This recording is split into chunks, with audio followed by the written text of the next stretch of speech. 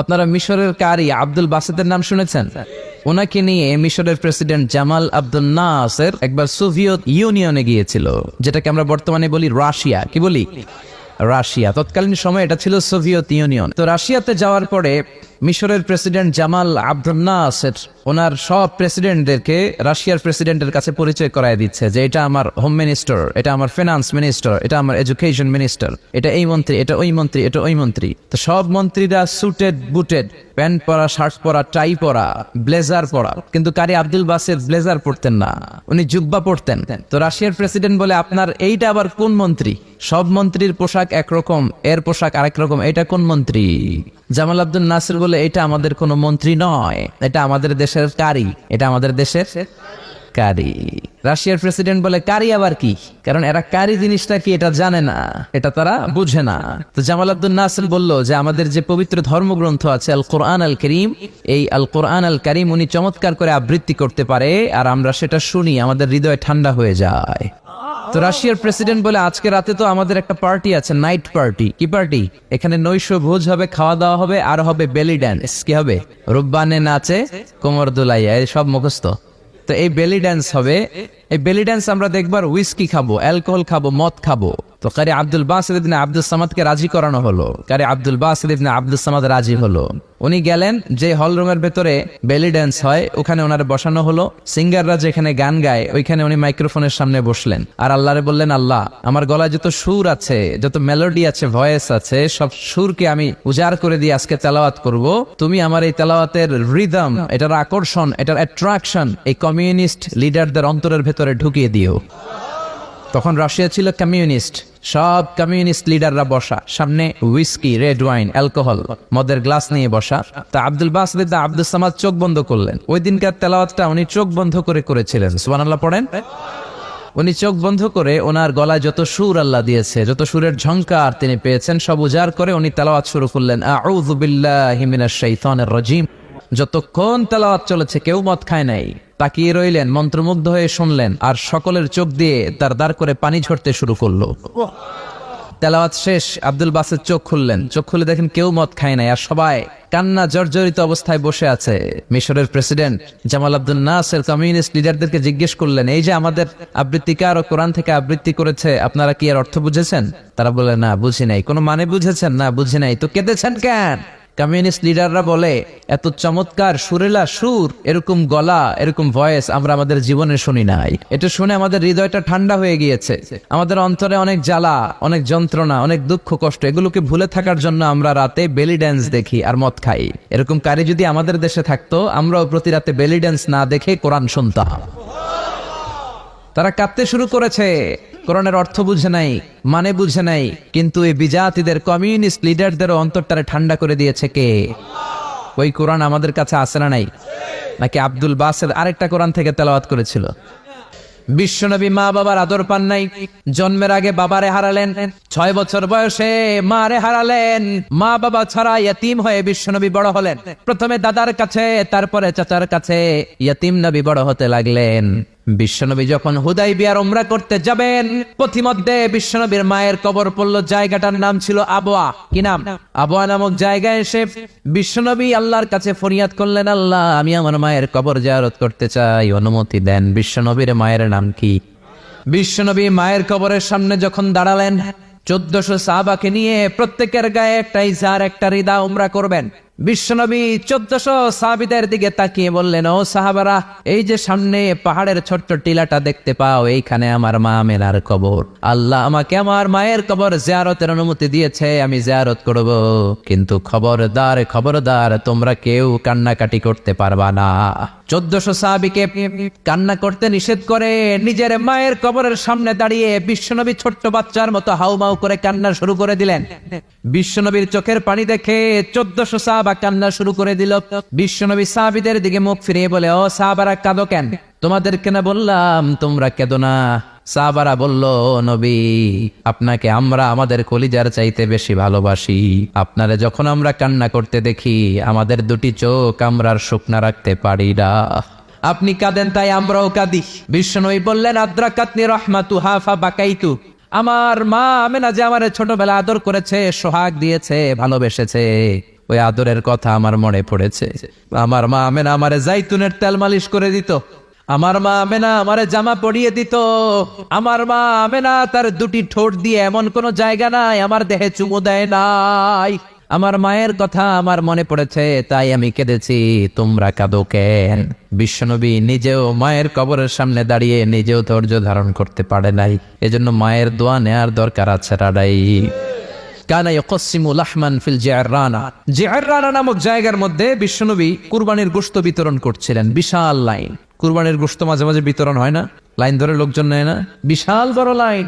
এই বিশাল লম্বা লাইনে হাজার হাজার মানুষ। এই লাইনের মধ্য থেকে একজন বৃদ্ধা মহিলাকে বিশ্বনবী আলাদা করে নিলেন, নিয়ে বিশ্বনবী গায়ের চাদরটা বিছিয়ে বসতে দিলেন, বড় একটা গোশতের প্যাকেট দিলেন। মহিলাটাও বিশ্বনবীর মাথায় হাত বুলিয়ে দোয়া করে দিল। চিল্লায় পড়েন সুবহানাল্লাহ।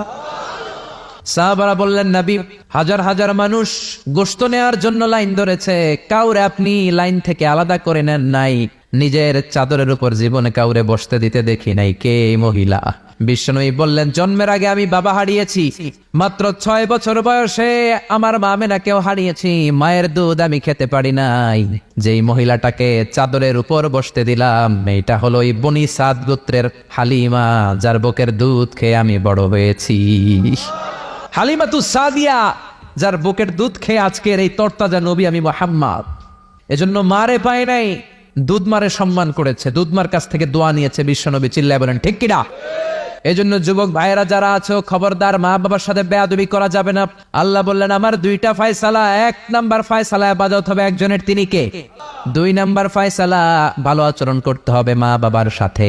আল্লাহর ইবাদত করা যেমনি ফরজ, মা বাবার সাথে ভালো আচরণ করাও ফরজ, ঠিক কিনা? নাকি মা বাবার সাথে ভালো আচরণ করা, ইহসান করা নফল? হ্যাঁ, মা বাবার সাথে ভালো আচরণ করা মনে হয় অপশনাল না? এটা কি অপশনাল না কম্পালসারি? এটা কম্পালসারি। খবরদার, যদি কোনো বেয়াদবি হয়ে থাকে আজকেই মাহফিলের পরে মা বাবার পা ধরে মাফ চাবো, রাজি আছি আমরা? এজন্য খবরদার, মাতা পিতার সাথে ইহসান করতে হবে। ইসলাম হচ্ছে ইটস এ ব্যালেন্সড রিলিজিয়ন, ভারসাম্যপূর্ণ জীবন ব্যবস্থা। সব দায় দায়িত্ব আল্লাহ আবার শুধু ছেলে মেয়েদেরকে দেয় নাই, মা বাবারও কিছু দায় দায়িত্ব আছে না নাই? জোরে বলেন। রব্বুল আলামিন মা বাবাকেও দায় দায়িত্ব দিয়েছে। ইসলাম বলে, যারা মা বাবা হয়েছো, দাম্পত্য জীবন গড়েছো, ছেলে আল্লাহ দেয়, মেয়ে দেয়, যেটাই দেয় আল্লাহর শুকরিয়া আদায় করার দরকার আছে। রাড়াই মা বাবার প্রথম দায়িত্ব, ছেলে হোক মেয়ে হোক, শুকরিয়া করবে কার? কারণ ছেলে দেয় কে, মেয়ে দেয় কে? ছেলে মেয়ে দুইটাই দেয় কে? আবার কাউকে আল্লাহ নিঃসন্তান বানিয়ে রাখে, মানে ছেলেও দেয় না মেয়েও দেয় না, তিনি কে? জোরে বলেন। রব্বুল আলামিন বলেন, ইয়াহাবু লিমান ইয়াশাউ ইনাসা ওয়া ইয়াহাবু লিমান ইয়াশাউ যুকুর। আমি যারে চাই ছেলে দেই, আমি যারে চাই তারে মেয়ে দেই, যারে চাই ছেলে মেয়ে দুইটাই দেই, আবার যারে চাই ছেলেও দেই না মেয়েও দেই না। এমন লোক সমাজে আছে না নাই? তাহলে বাবা মার প্রথম দায়িত্ব, ছেলে হোক মেয়ে হোক আপনারে খুশি হইতে হবে। কিছু লোক আছে, ছেলে হইলে গ্রামের সবাইরে মিষ্টি খাওয়ায়, মেয়ে হইলে মেয়ে যে হয়েছে এটা শোনায়ও না, আছে না নাই? বিশ্বনবী বলেন, এগুলো এমন লোক যাদের মধ্যে জাহেলিয়াত আছে। কারণ খয়রুকুম মান বুকিরা বিল উনসা, যেই ঘরের প্রথম সন্তানটা মেয়ে, ওই ঘরটারে বরকত দিয়ে ভরে দেয় কে? জোরে বলেন। 1 নাম্বার দায়িত্ব, আপনি খুশি হবেন, শুকরিয়া করবেন। 2 নাম্বার দায়িত্ব, ছেলে হোক কিংবা মেয়ে হোক, হওয়ার সাথে সাথেই কানের সামনে যে আজান দিবেন, কি দিবেন? এখন ছেলে হইছে মেয়ে হইছে, আজান দেওয়ার জন্য মুয়াজ্জিন সাহেব রে টোকায়, আছে না নাই? ইমাম সাহেব রে টোকায়, আছে না নাই? বিশ্বনবীর প্রথম নাতিটার নাম ছিল হাসাইন। 2 নাতি তো, বড় জনের নাম হাসান, ছোট জনের নাম হাসান। জন্ম হওয়ার সাথে সাথে বিশ্বনবী ঘরে ঢুকে 2 কানের মধ্যে হাত লাগিয়ে হাসানের কানের সামনে দাঁড়িয়ে বিশ্বনবী নিজে আজান দিয়েছেন। এই জন্য নিজের ছেলে হলে নিজে আজান দিবেন, অথবা আপনার নাতি হইলে দাদা হিসেবে আপনি আজান দিবেন, আপনার ভাতিজা ভাতিজি হয়েছে চাচা হিসেবে আপনি আজান দিবেন। ইমাম সাহেবরে টোকানোর দরকার নাই। একজন মুসলমান হিসেবে সবার ভালো করে আজান একামত জানার দরকার আছে। রাডাই তাহলে ছেলে হোক মেয়ে হোক খুশি হবেন, এটা হলো প্রথম দায়িত্ব বাবা মার। যত মায়েরা, আমার মাইকের আওয়াজ যদি আপনাদের কানে যায়, মায়েরা শোনেন, আর বাবা যারা এসেছেন মনোযোগ দিয়ে শোনেন। 1 নম্বরে বাবা মার দায়িত্ব প্যারেন্টিং, এটাকে বলে parenting, how to rare up your children, কেমন করে ছেলে মেয়েদেরকে বড় করবেন, এই ব্যাপারে ইসলামে দিক নির্দেশনা আছে না নাই? 1 নম্বরে ছেলে হোক মেয়ে হোক শুকরিয়া কার? 2 নম্বরে ছেলে হওয়ার সাথে সাথে মেয়ে হওয়ার সাথে সাথে আজানের দরকার আছে না নাই?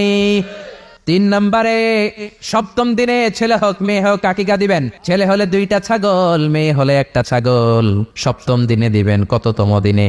অনেকে কুরবানির সাথে দেয়, কুরবানির সাথে নয়, সপ্তম দিনে দিবেন। এখন দিতে পারেন নাই, পরে কুরবানির সাথে বন্ধর সময় দেন, ওটা আলাদা কথা, কিন্তু দেন নিয়ম হচ্ছে, সুন্নাহ হচ্ছে সপ্তম দিন। কততম দিন? বিশ্বনবী বললেন কুল্লু গুলামিন রাহিনাতুন বিআকিকাহ তুযবাহু আনহু ইয়াওমা সাবিআইহি, প্রত্যেক বাচ্চাকে আকিকা দিতে হয় তার সপ্তম দিনে, তারপরে ইউসাম্মা ফিহি, সপ্তম দিনে তার একটা নাম রাখতে হয়, তারপরে ইউহলাকু রাসুহু, তার মাথা কামিয়ে ফেলতে হয়। ছোট ছোট চুল থাকে না, নিউ বর্ন বেবি, নতুন বাচ্চার মাথায় হালকা হালকা পাতলা চুল থাকে, এগুলোকে আপনি হলক করে দিবেন, শেভ করে দিবেন। তাহলে সপ্তম দিনে 3 কাজ। 1 নম্বরে আকিকা, 1 নম্বরে কি সবাই বলেন, 1 নম্বরে 2 নম্বরের নাম রাখা, 2 নম্বরে কি নাম রাখবেন? Brush fire. এক বাতিজার বাড়িতে নাকি চাচা আসছে বেড়াইতে, তো বাতিজা আপ্যায়ন করাইতেছে। চাচা কয় কতদিন পরে তোমার সাথে দেখা, তোমার ছেলে হয়েছে একটা, মেয়ে হয়েছে একটা, আমি তো চিনি না, ডাক দাও না। ডাক দিছে ব্রাশ ফায়ার। চাচা মনে করছে আসল ব্রাশ ফায়ার, এটা মনে করে চাচা দিছে দৌড়। বাতিজাও চাচারে ধরার জন্য দৌড়, চাচাও দৌড়ায়, বাতিজাও দৌড়ায়। চাচা কয় বাতিজা বয়স আমার 70-80, তুই আমার ব্রাশ ফায়ার করিস না। বাতিজা বলে চাচা এটা ওই ব্রাশ ফায়ার না, আমার ছেলের নাম ব্রাশ, মেয়ের নাম ফায়ার। তো এই ব্রাশ ফায়ার এই জাতীয় নাম রাখবেন। আহাব্বুল আসমা ইলাল্লাহ আব্দুল্লাহ আব্দুর রহমান, আল্লাহর কাছে সবচেয়ে প্রিয় নাম আব্দুল্লাহ আব্দুর রহমান, এগুলো রাখবেন। নবীদের নামগুলো রাখবেন, কোরআন থেকে চুজ করে নাম রাখবেন, সাহাবাদের নাম রাখবেন। তাহলে ছেলেগুলোর আল্লাহ আল্লাহ বানাই দিবে কে? আর ব্রাশ ফায়ার রাখলে ব্রাশ ফায়ারের মতোই হবে, ঠিক কিনা? বিভিন্ন সমাবেশে এরা বোমা মারবে, ককটেল বোমা মারবে, হত্যা করবে, ডাকাতি করবে, ছিনতাই করবে, মেয়েদের ওন্না ধরে টানাটানি করবে, জোরে কোন ঠিক কিনা? এজন্য সপ্তম দিনে 3 কাজ। 1 নম্বরে আকিকা করা, কি করা? 2 নম্বরে নাম রাখা, কি রাখা? 3 নম্বরে মাথার চুল ফেলে দেয়া, কি করা? তারপরে ইসলাম বলে 2 বছর ছেলে হোক মেয়ে হোক দুধ খাওয়ানোর ব্যবস্থা করবা। কোরআনের মধ্যে আদেশ আছে না নাই?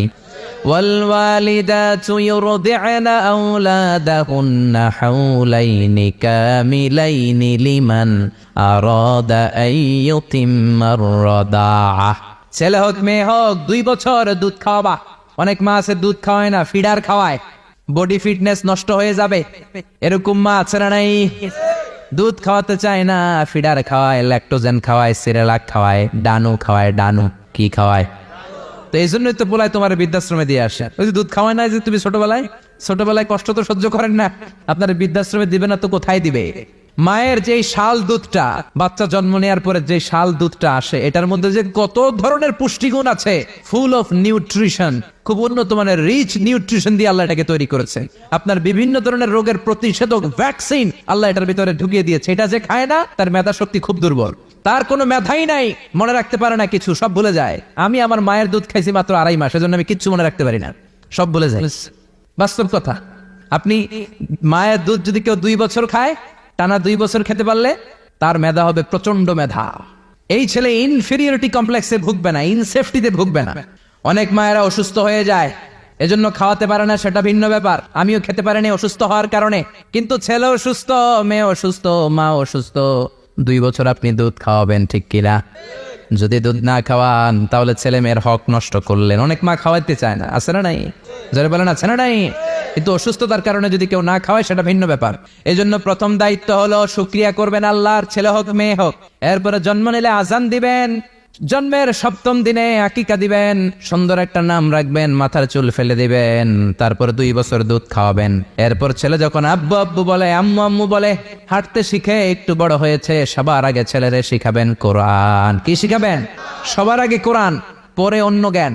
Teach your children the Holi Quran, the Holi Quran will teach your children everything. আপনি আপনার ছেলেরে কোরআন শিখান, কোরআন আপনার ছেলেরে গোটা বিশ্বটা শিখাই দিবে। সুবহানাল্লাহ কইতে মন চায় না? এজন্য একটু বড় হলেই ছেলে মেয়েরে কি শিখাবেন?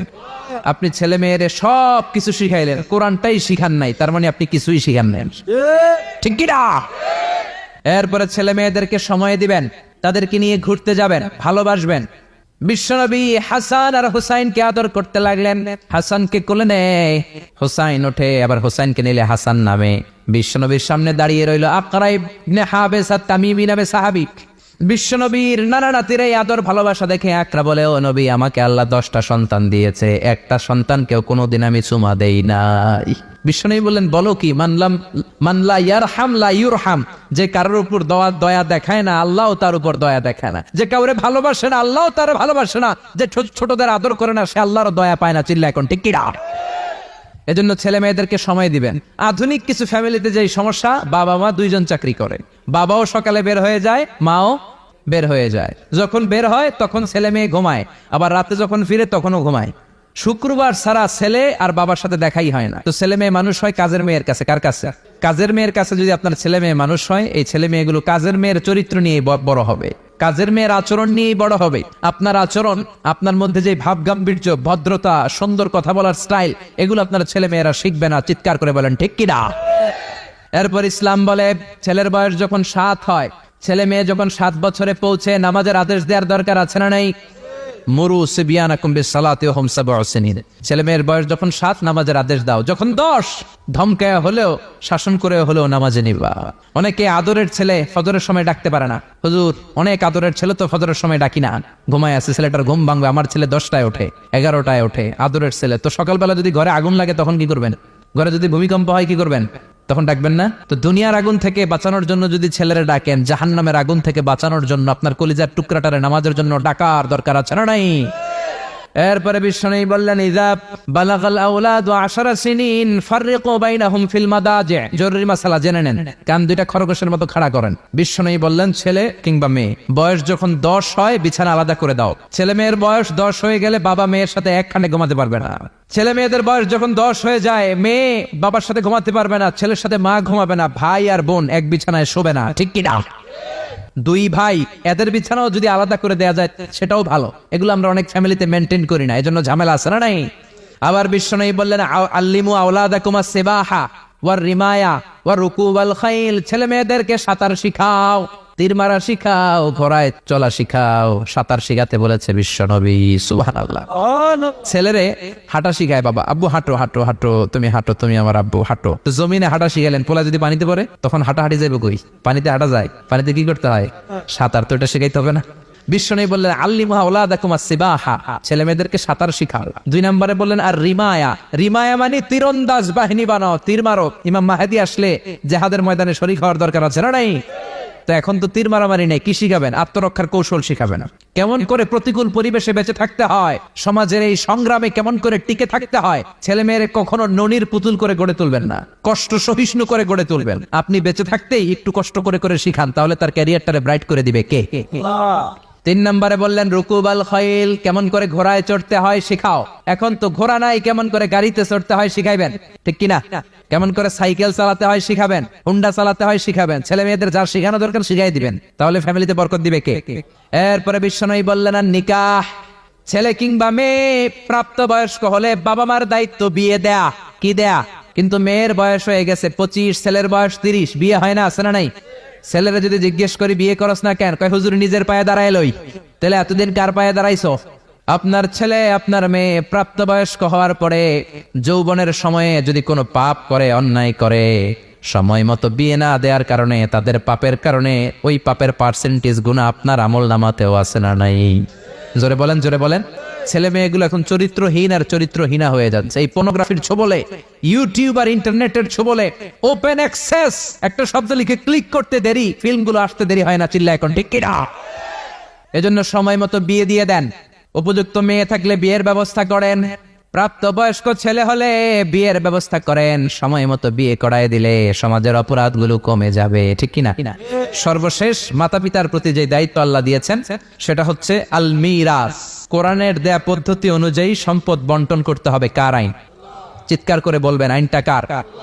এজন্য রাব্বুল আলামিন বলেন, ইউসিকুমুল্লাহু ফি আওলাদিকুম লিযযাকারি মিসলু হাযযিল উনসায়াইন। আল্লাহ বললেন, দুনিয়ার সব বাবাদের জন্য স্পেশাল ভাবে আমি ওয়াজ করে দিলাম, ছেলের সম্পদের যতটুকু দিবা মেয়েরে দিবা অর্ধেক। কার আইন?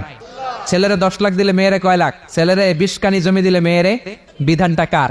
উল্টাপাল্টা করা যাবে? তাহলে ছেলে মেয়েদের জন্য যেমনি আল্লাহ ফরজ করে দিলেন, ওয়াবিল ওয়ালিদাইনি ইহসানা, আল্লাহর ইবাদতের পরে মাতা পিতার খেদমত করবা, ইহসান করবা, মাতা পিতাদের উপরও এই নিয়মগুলো আবশ্যক করে দিয়েছে কে? চিল্লায় বলেন। এজন্য ছেলে মেয়েরা পালন করবে তাদের দায়িত্ব, মাতা পিতারা দায়িত্ব পালন করবে তাদের দায়িত্ব। তাহলে সমাজটা জান্নাতি সমাজ বানায় দিবে কে? চিল্লায় বলেন কে?